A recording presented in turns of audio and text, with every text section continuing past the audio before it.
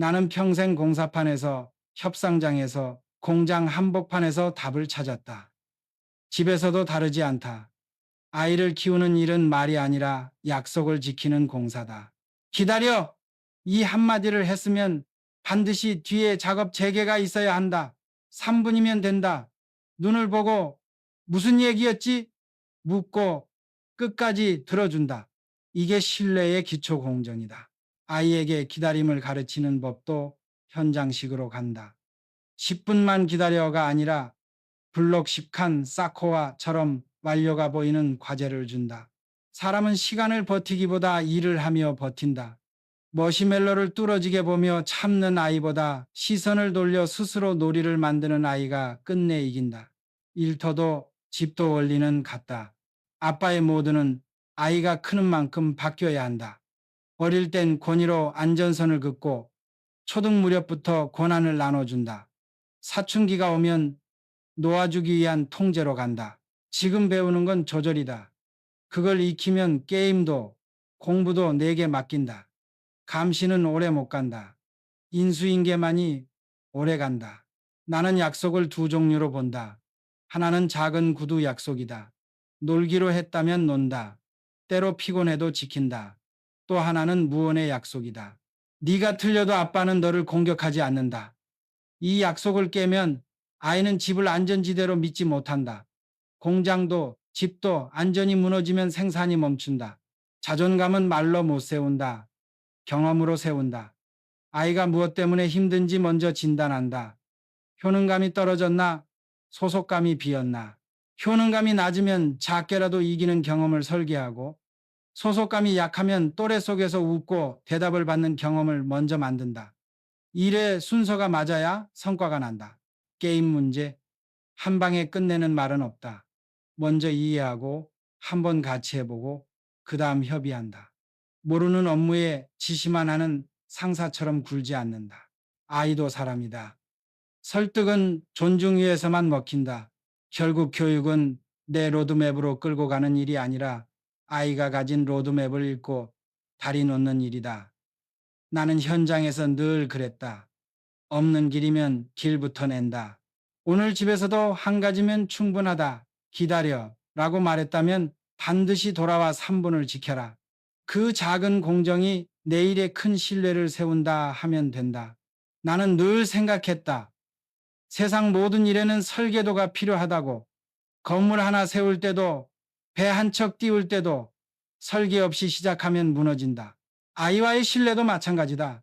믿음이란 말로만 짓는 게 아니라 지켜진 약속들의 누적 구조물이다. 아빠가 지쳐서 나중에 놀자라고 말하는 순간이 있다. 그때 대부분의 사람들은 아무것도 아니겠지 생각한다. 하지만 아이는 정확히 기억한다. 약속은 했는데 안 지켰다. 나는 이걸 현장 언어로 부도난 신뢰라고 부른다. 한번 깨지면 다시 세우기가 어렵다. 그래서 나는 늘 작게 약속하고 반드시 지켰다. 3분만 놀아주겠다고 하면 정말 3분만 전력으로 놀았다. 아이는 시간을 재지 않는다. 대신 약속이 지켜졌는가만 본다. 그래서 나는 일을 마치듯 그 약속을 끝냈다. 이건 놀이가 아니라 신뢰의 훈련이었다. 기다림도 가르쳐야 한다. 세상은 빨리 돌아가지만 성공은 기다릴 줄 아는 사람에게 온다.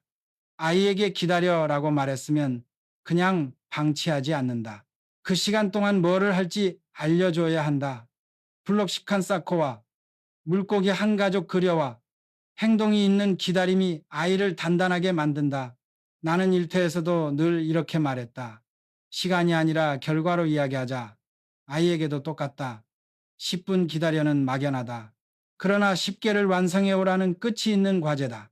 그 차이가 아이의 집중을 키운다. 이 기다림의 훈련은 단순히 시간을 버티는 법이 아니다. 그것은 욕망을 조절하는 법을 배우는 일이다. 머시멜로 실험에서도 참은 아이들은 단순히 인내심이 강해서가 아니다. 그들은 시선을 돌릴 줄 알았다.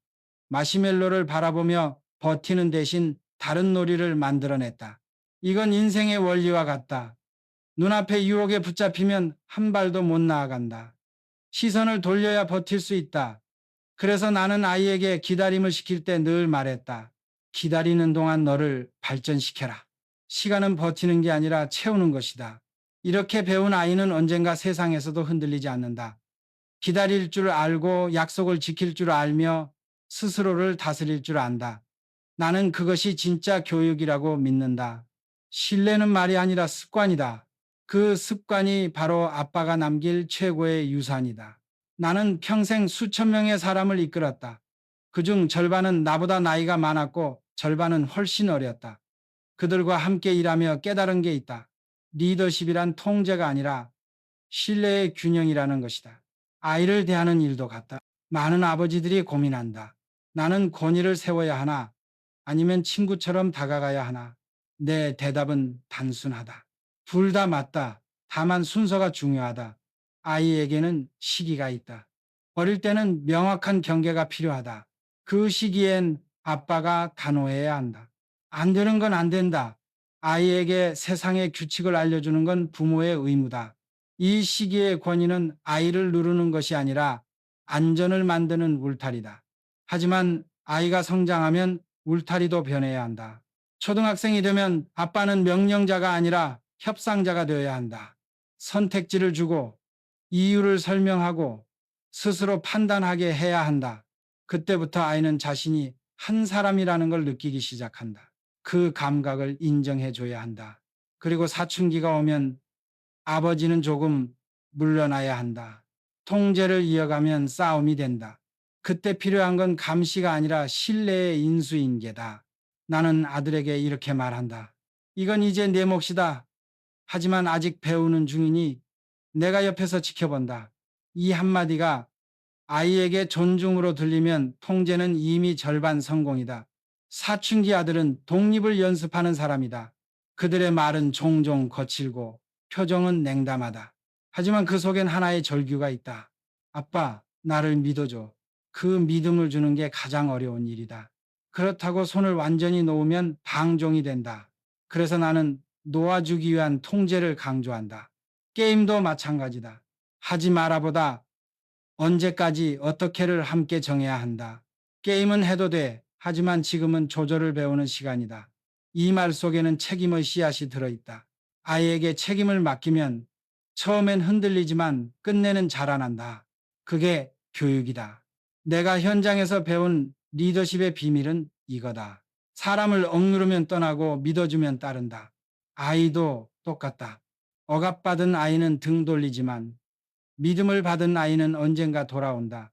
아버지의 권위는 명령에서 나오지 않는다. 일관성과 신뢰에서 나온다. 친구 같은 아빠가 되라는 말은 가볍게 들리지만 사실 그건 가장 어려운 일이다.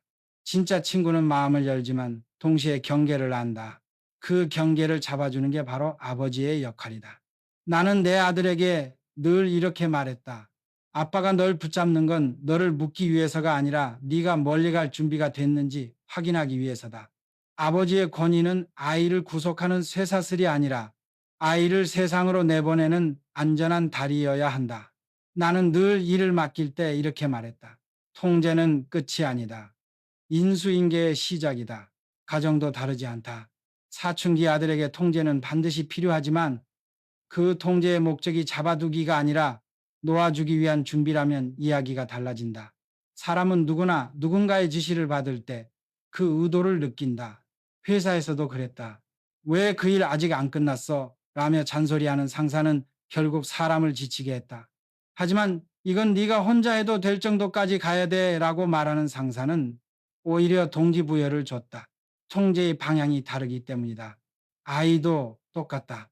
완벽해야 놔주겠다는 말은 아이의 자유를 미루는 선언이다. 반면 지금 배우고 있으니 이걸 익히면 맡길게는 성장을 향한 신호다. 이 차이를 아버지가 아는 순간 통제는 싸움이 아니라 신뢰가 된다. 나는 아들에게 게임을 금지하지 않았다. 대신 이렇게 말했다. 게임이 나쁘다고 생각하지 않는다. 다만 지금은 조절을 배우는 시기다. 조절을 배우지 못하면 나중에 네 인생의 게임도 못 이긴다. 아이는 순간 고개를 숙였지만 그 말의 뜻을 이해했다. 내가 그를 감시하기 위해 말한 게 아니라 그의 인생을 넘겨주기 위해 말한 것을 느꼈기 때문이다. 나는 통제를 마무리하는 시점을 중요하게 생각한다. 그건 마치 회사를 창립해 후계자에게 넘기는 과정과 같다. 언제 손을 떼야 하는지, 언제 지켜봐야 하는지를 아는 게 리더의 그릇이다. 아버지도 똑같다. 이건 마지막으로 내가 간섭한다. 그다음부터는 네가 책임진다. 이 한마디가 아이에게 주는 무게는 믿음의 계약서와 같다. 많은 부모가 아이를 통제하다가 미움받는 이유는 그 통제가 언제 끝날지 아이가 모르기 때문이다. 끝이 보이지 않는 통제는 구속이다. 하지만 이건 마지막 간섭이야. 이제부터는 네 몫이야. 이렇게 말하면 아이는 비로소 통제를 훈련으로 받아들인다. 나는 늘 사람들에게 말했다. 잡지 말고 잡아줄 만큼만 쥐어라. 통제의 목적은 지배가 아니라 자립을 위한 설계다. 그걸 모르는 아버지는 끝내 아이의 신뢰를 잃는다. 사춘기 아들은 종종 내 인생 돌려줘 라고 말한다. 그 말은 반항이 아니라 독립의 신호다. 그 순간 부모가 해야 할 일은 단 한 가지 물러서며 지켜보는 용기다. 아들이 나가라고 말할 때 진짜 현명한 부모는 나간다. 그래, 믿는다. 그 말 한마디가 아이에게 세상의 자유보다 더 큰 자신감을 준다. 나는 내 모든 인생을 걸고 확신한다. 신뢰는 통제의 반대가 아니다. 오히려 통제의 마지막 단계다. 진짜 리더는 끝까지 붙잡는 사람이 아니라 떠나는 사람에게 스스로 걷게 만드는 사람이다. 나는 수없이 많은 사람을 가르쳐 봤다. 말로는 아무리 설득해도 실제로 시켜보면 결과가 달랐다. 그래서 난 일찍 깨달았다. 사람은 말로 배우지 않는다. 경험으로 배운다. 아이도 똑같다. 많은 부모가 이렇게 말한다. 너 할 수 있어. 넌 괜찮은 사람이야.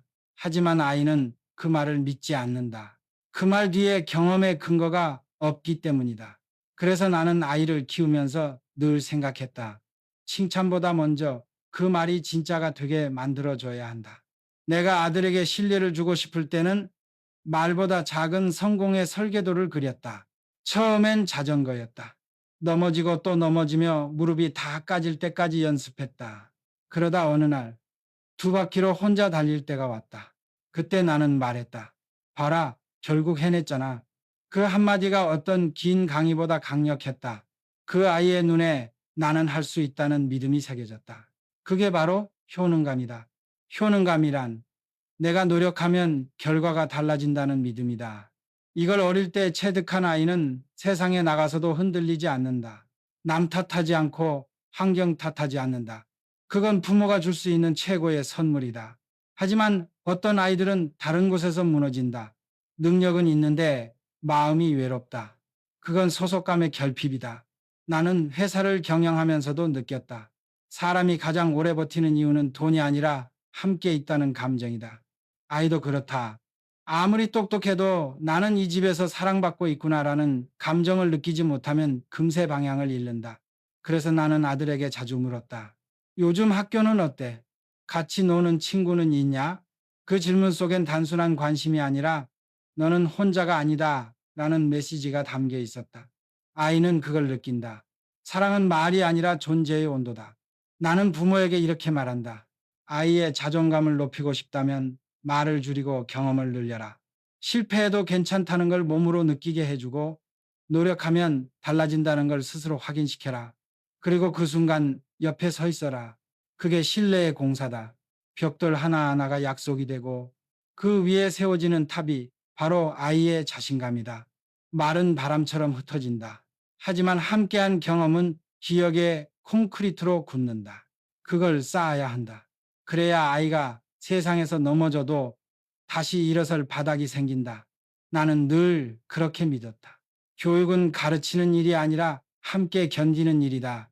그게 아버지가 남길 수 있는 최고의 유산이다.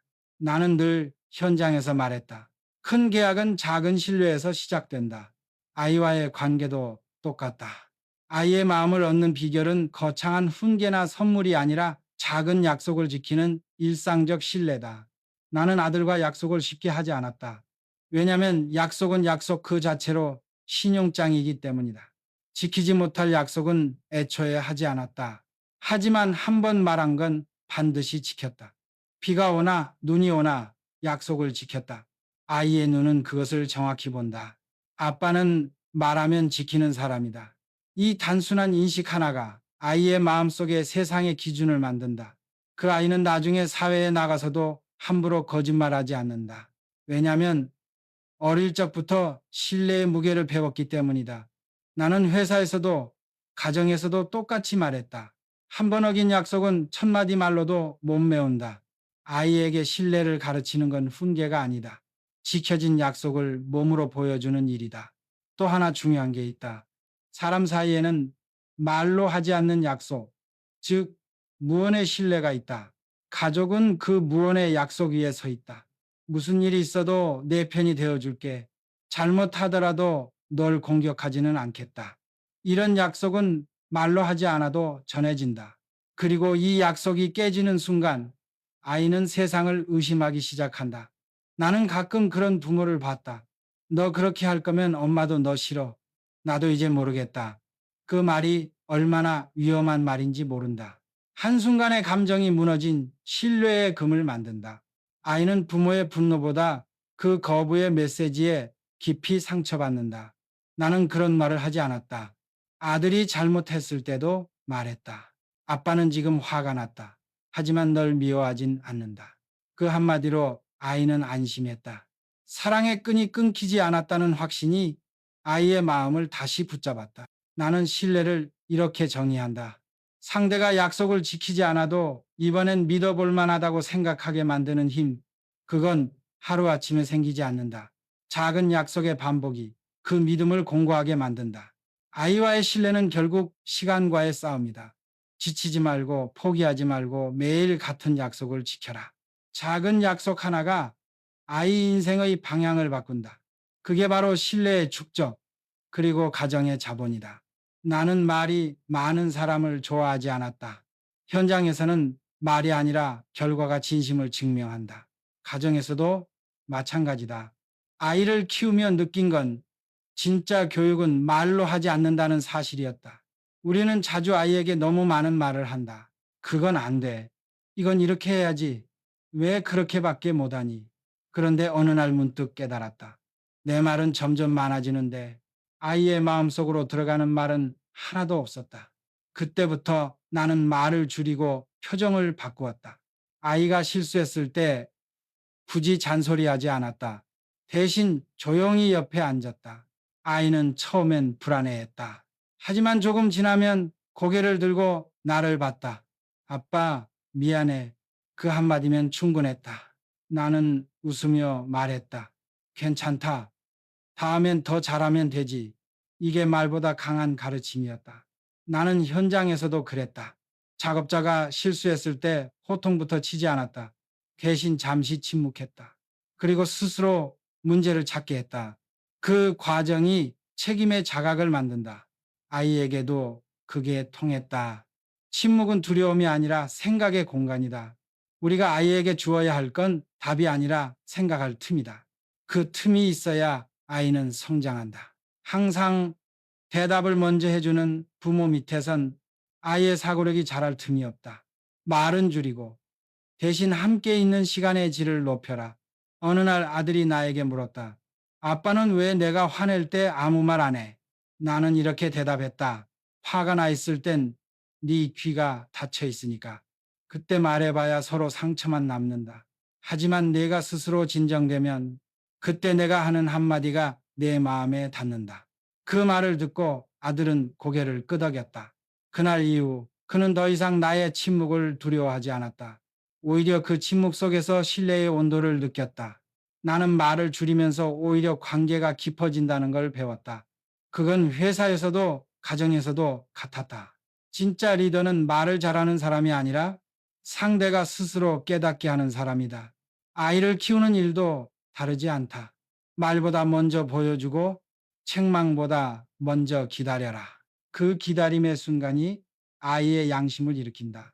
나는 오늘도 확신한다.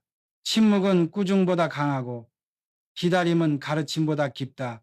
이 두 가지를 익힌 부모 밑에서 자란 아이는 세상에 나가도 스스로 길을 찾는다. 나는 젊을 때부터 사람을 많이 다뤘다. 수백 명의 직원, 수천 명의 일꾼을 관리하며 배운 게 있다. 꾸짖는 것도 기술이고 사랑을 지키는 것도 실력이다. 이 원칙은 아이를 훈육할 때도 정확히 통한다. 사람은 통제를 받아도 그 안에 존중이 있으면 상처받지 않는다. 하지만 사랑이 빠진 꾸중은 폭력이 된다. 나는 이걸 여러 번 목격했다. 직장에서나 가정에서나 감정으로 훈육하면 상대는 두려움만 배운다. 두려움은 단기적으로는 복종을 만들지만 장기적으로는 거리를 만든다. 그래서 나는 아들에게 화가 날 때마다 한 발 뒤로 물러섰다. 감정이 올라올 때는 훈육하지 않는다. 숨을 한 번 고르고 목소리를 낮춘다. 그 순간부터는 싸움이 아니라 가르침이 된다. 나는 훈육에도 기준이 필요하다고 믿는다. 하나는 명확한 이유, 또 하나는 지켜야 할 존중이다. 왜 혼나는지 모르겠다는 아이는 억울함만 남긴다. 반대로 이유를 알면 수긍한다. 나는 항상 말했다. 민준아, 아빠가 화난 이유는 네가 규칙을 어겼기 때문이야. 하지만 널 미워해서가 아니라 네가 더 나은 사람이 되길 바라서야. 이 한 문장이 아이의 마음을 지켜준다. 나는 어릴 적부터 이를 통해 배웠다. 사람이 성장하려면 반드시 실패를 겪어야 한다. 그 실패를 두려워하지 않게 만드는 게 리더의 역할이다. 아이에게도 똑같다. 잘못했을 때 혼내기보다 다시 일어설 수 있도록 길을 보여주는 것이 진짜 훈육이다. 사랑을 잃지 않는 훈육은 네가 틀렸다가 아니라 너는 틀릴 수 있지만 다시 시작할 수 있다는 메시지를 주는 것이다. 나는 이렇게 말했다. 아빠는 네가 실수했을 때도 네 편이다. 하지만 네가 실수를 덮으려 할 때는 아빠가 단호해진다. 그 말에는 분명한 경계와 따뜻함이 동시에 있었다. 아이는 그 차이를 느꼈다. 가끔은 아이가 이렇게 말했다. 아빠는 왜 나 혼낼 때도 웃는 얼굴이야? 나는 웃으며 답했다. 아빠는 너를 미워해서 혼내는 게 아니니까. 그 한마디에 아이는 울음을 멈췄다. 사랑을 잃지 않는 훈육이란 결국 부모가 스스로 감정을 다스리는 일이다. 리더가 자기 감정을 못 다스리면 조직이 흔들리듯 부모가 감정에 휘둘리면 가정이 흔들린다. 나는 늘 이렇게 다짐했다. 아무리 화가 나도 아이의 존엄은 건드리지 않는다. 그것이 부모로서 지켜야 할 마지막 선이다. 훈육은 아이를 두려움으로 묶는 게 아니라 사랑으로 성장시키는 일이다. 그 사랑이 담긴 꾸중은 상처가 아니라 기억으로 남는다. 그 기억이 아이를 평생 지켜준다. 나는 자존감이라는 말을 자주 듣는다. 요즘 부모들은 아이의 자존감을 지키려 애쓴다. 하지만 나는 묻고 싶다. 그 자존감 말로만 세우고 있지 않은가? 나는 평생 일을 하며 깨달았다. 사람의 자신감은 말이 아니라 성과의 기억에서 나온다. 내가 해냈다는 경험이 쌓여야 비로소 진짜 자존감이 된다. 그래서 나는 아들에게 괜찮다는 말보다 한 번 더 해보자는 말을 더 자주 했다. 넘어졌을 때 손을 잡아 일으켜 세우고 다시 시도할 기회를 주는 것. 그것이 사랑이었다. 성공의 크기는 중요하지 않았다. 작은 일이라도 스스로 해낸 경험, 그게 아이의 마음속에 나는 할 수 있다는 뿌리를 내리게 했다. 나는 자존감을 두 가지로 나눠본다. 효능감과 소속감. 하나는 할 수 있다는 믿음이고, 다른 하나는 나는 사랑받는 사람이다 라는 확신이다. 아이의 자존감이 무너졌을 때 부모는 어느 쪽이 부족한지를 먼저 봐야 한다. 노력해도 성과가 안 나서 무너졌다면 작게라도 성공할 수 있는 경험을 설계해줘야 한다. 혼자라서 외로워 무너졌다면 함께 웃을 수 있는 자리를 만들어줘야 한다. 말보다 경험이 먼저다. 넌 잘할 수 있어 보다. 해보자. 아빠가 옆에서 지켜볼게. 이 말 한마디가 아이의 자존감을 되살린다. 나는 확신한다. 진짜 자존감은 칭찬이 아니라 체험의 축적이다. 그 축적이 쌓이면 아이는 세상 어디에서도 흔들리지 않는다. 나는 사업도 교육도 결국 같다고 본다. 사람은 재미를 느낄 때 가장 빨리 배운다. 억지로 시키면 오래 못 간다. 아이에게 공부를 강요하지 말고 공부 안에 즐거움의 문을 열어줘야 한다. 나는 아들에게 이렇게 말했다. 무엇을 배우느냐보다 어떻게 배우느냐가 더 중요하다. 아이에게 영어를 가르칠 때는 단어부터 외우게 하지 않았다. 대신 그 단어가 들어간 노래를 함께 불렀다. 수학을 가르칠 땐 문제집보다 세상의 원리를 보여줬다. 이 다리도 수학으로 만든 거야. 그 한마디에 아이의 눈이 반짝였다. 공부는 억압이 아니라 호기심의 확장이어야 한다. 아이가 스스로 궁금하다고 느끼는 순간 부모는 이미 절반의 교육을 성공한 것이다. 나는 모든 배움의 끝에는 한 가지 메시지가 있다고 믿는다. 스스로 깨닫는 사람은 멈추지 않는다. 그래서 나는 아이에게 답을 주지 않았다. 대신 길을 찾는 법을 가르쳤다. 어느 날 아들이 물었다. 아빠, 나는 언제까지 아빠가 필요할까? 나는 웃으며 답했다. 필요할 땐 언제든 있지. 하지만 언젠가는 네가 혼자 날아야 한다. 나는 인생을 건설로 배웠다. 건물을 세우려면 기초가 단단해야 한다. 그 기초가 바로 믿음이다. 아이가 세상에 나가 흔들리지 않으려면 내가 넘어져도 돌아갈 집이 있다는 확신이 있어야 한다. 그래서 나는 매일 같은 말을 반복했다. 아빠는 언제나 네 편이다. 그 말이 단순한 위로가 아니라 아이 마음속에 안전의 토대를 만들었다. 세상은 냉정하다. 하지만 아이가 한 번이라도 조건 없는 신뢰를 경험했다면 그는 어떤 상황에서도 다시 일어설 수 있다. 그게 아버지가 줄 수 있는 진짜 용기다. 나는 인생을 오래 살았다. 수많은 성공과 실패를 겪으며 한 가지 진실을 배웠다. 돈은 남아도 신뢰가 없으면 모든 게 무너진다. 아이에게 물려줄 유산은 많지 않아도 된다. 단 하나, 아버지는 언제나 말과 행동이 같았다. 이 한 문장만 남아도 충분하다. 아이가 세상에서 넘어질 때마다 그 기억이 등 뒤에 기둥이 된다. 나는 늘 이렇게 말했다. 네가 어떤 길을 가든 신뢰를 잃지 마라. 그 한 가지면 인생은 반드시 돌아온다. 교육이란 결국 사람을 만드는 일이다. 그리고 그 사람을 만드는 첫 현장은 가정이다. 아버지가 그 현장의 리더라면 리더의 역할은 단 하나, 말로 이끄는 것이 아니라 삶으로 보여주는 것. 나는 아들에게 세상 모든 철학을 가르치지 못했지만 단 한 가지는 가르쳤다. 약속은 신용이다. 신뢰는 사람의 밑바탕이다. 그리고 사랑은 모든 훈육의 근본이다. 그걸 지키면 아이는 실패해도 무너지지 않는다. 그게 내가 평생을 걸고 얻은 답이다. 아버지란 아이가 넘어질 때 다시 일어설 수 있는 땅이 되어주는 사람이다.